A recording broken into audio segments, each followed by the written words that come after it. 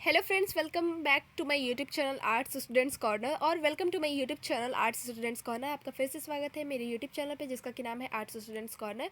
उम्मीद है आप सब लोग बहुत अच्छे होंगे, अपनी पढ़ाई बहुत अच्छी तरीके से कर रहे होंगे। तो जैसा कि आप लोग को स्क्रीन पे दिख रहा है, my grand mother's house by Kamala Das, इस पोएम को हम लोग आज पढ़ने जा रहे हैं। इसका एक्सप्लेनेशन हम लोग करेंगे हिंदी में। उम्मीद है आप लोग को बहुत अच्छी तरह से समझ आएगा। चलिए बिना देरी के शुरू करते हैं। सबसे पहले हम लोग एक स्नीक पीक फटाफट से ले लेते हैं इनके कमला दास के बारे में। तो जैसा कि आप लोग को यहाँ दिख रहा होगा, ये आपके बुक का ही कटआउट है, ज़्यादा कुछ नहीं है। मैं पूरा तो पढ़ के नहीं बताने वाली हूँ, जो मेन पॉइंट्स है उसको मैं बोल देती हूँ, बाकी आप लोग खुद से पढ़िएगा। आप लोग के ही बुक में दिया हुआ, आप लोग का ही बुक है, आप लोग के पास बुक होगा ही, पढ़ लीजिए। अगर नहीं है तो जितना मैं बताऊँगी, बुक आप लोगों ने बहुत सारे बच्चे होंगे जिन्होंने बुक नहीं खरीदा होगा, तो जितना मैं बताऊँगी उससे काम चल जाएगा।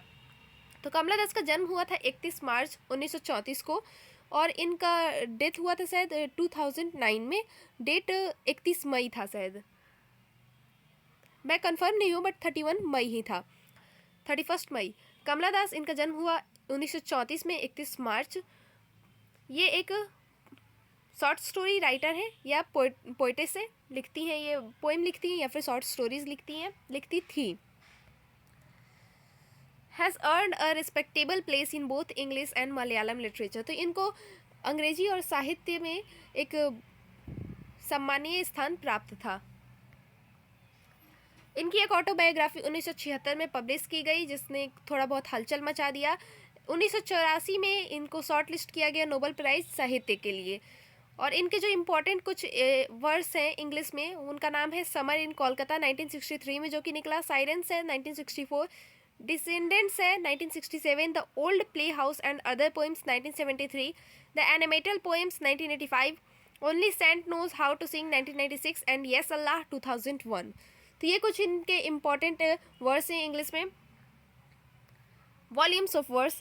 तो इससे ज़्यादा क्वेश्चंस में नहीं आता है, तो काम भर मैंने बता दिया, आप लोग इसको अच्छे से याद कर लीजिएगा या फिर अपने बुक्स में अंडरलाइन कर लीजिए। अब हम लोग बढ़ते हैं अपने पोएम की तरफ, जिसमें कि हम लोग एक्सप्लेनेशन देखेंगे पूरा। तो चलिए शुरू करते हैं। अगर आपको अच्छा लगे तो लाइक कर दीजिएगा, ज़्यादा से ज़्यादा शेयर कीजिएगा इस वीडियो को, चैनल को सब्सक्राइब करना मत भूलिएगा। तो जैसा कि आप लोग देख पा रहे होंगे, हम अभी पढ़ने जा रहे हैं माई ग्रैंड मदर्स हाउस। ये पोइट्री है, इसको हम लोग अभी पढ़ेंगे।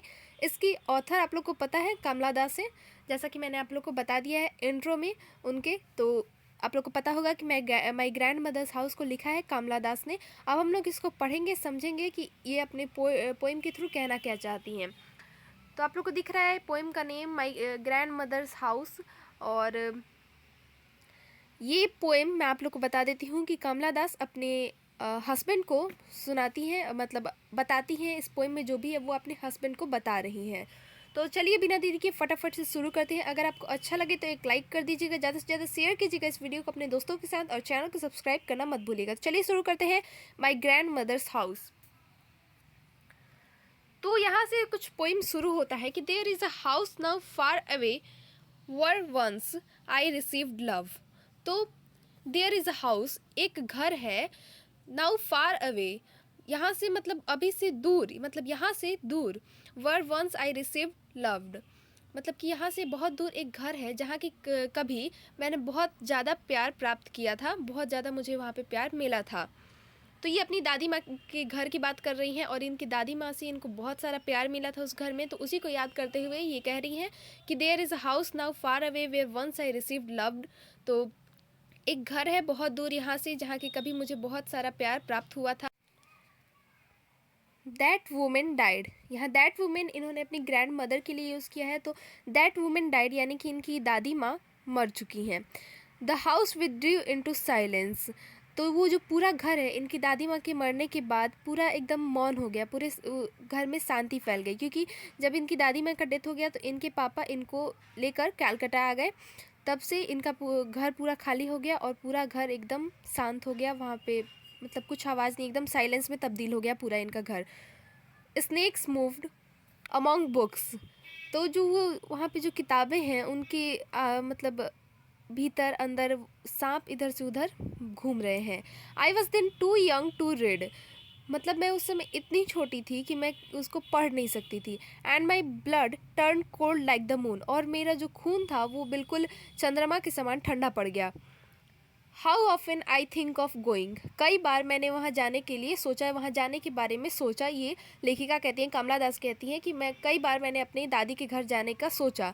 There to peer through blind eyes of windows, ताकि मैं जाके उन खिड़कियों में से झांक सकूं, जो अंधेरी पड़ी खिड़कियां उनमें से झांक सकूं, और just to listen to the frozen air, और उस ठंडी हवा को महसूस कर सकूं, सुन सकूं, फिर से उस फीलिंग को मतलब मैं इंजॉय कर सकूं जो मैंने बचपन में की थी, जब मेरी दादी थी, जब मुझे उनसे बहुत प्यार मिला था, उनके साथ जब मैं रहती थी, उन्होंने मुझे जो भी पढ़ाया लिखाया, वो सब फीलिंग को फिर से मैं इंजॉय करना चाहती हूँ। मैं बहुत बार सोचती हूँ कि मैं उस घर में फिर से जाऊँ, ताकि मैं वहाँ जाके उस इन्वायरमेंट को, उस मतलब उसकी हवा, उसकी खिड़कियों, दरवाज़ों, सबको फिर से याद कर सकूँ, अपने अनुभवों में फिर से जा सकूँ।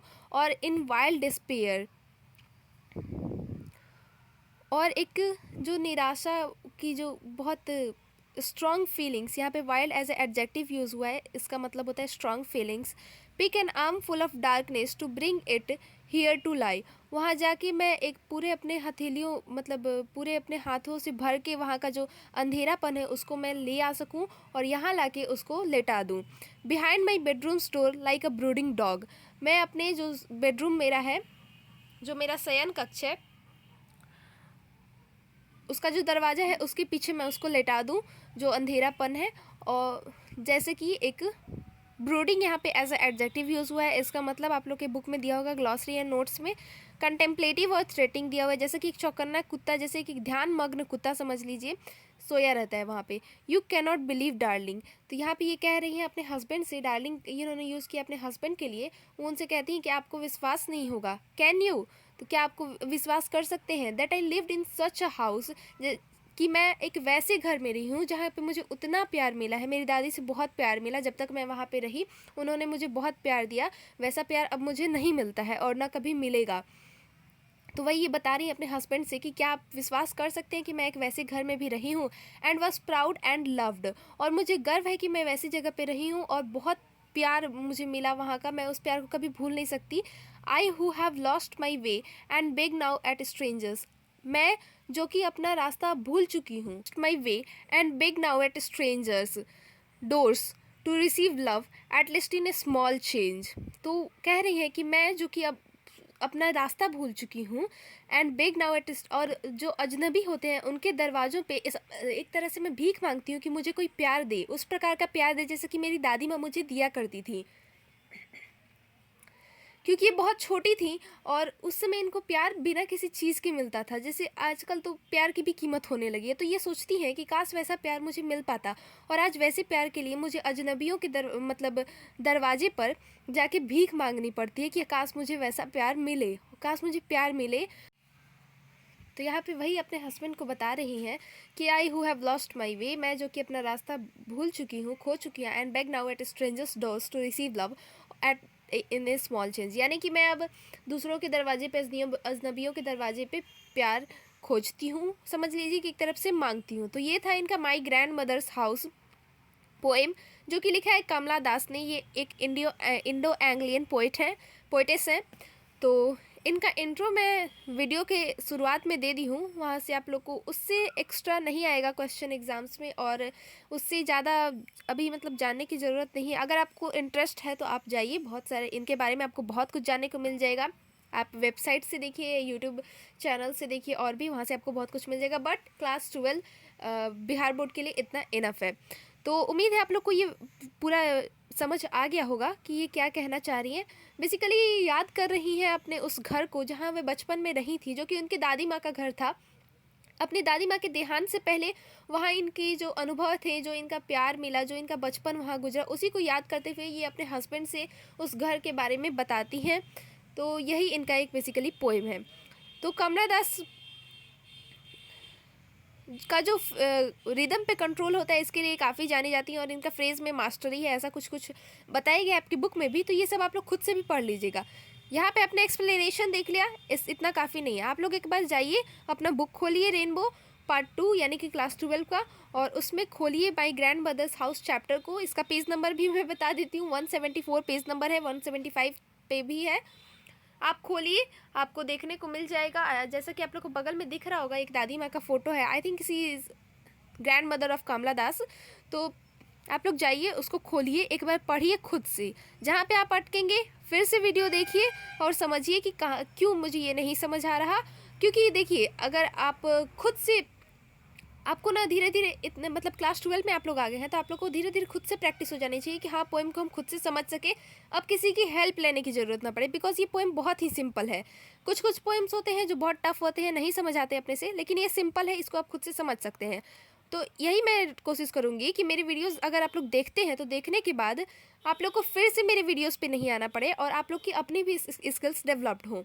तो उम्मीद है आप लोग को समझ आ गया होगा इस पोएम का मतलब क्या है। समरी मैं नहीं डालूंगी, आप लोग को खुद से बनाना है समरी। आप लोग सोचेंगे कि सब कोई कहता है कि समरी हम डाल देंगे, नहीं, समरी मैं नहीं डालूंगी, आप लोग को खुद से बनाना है समरी।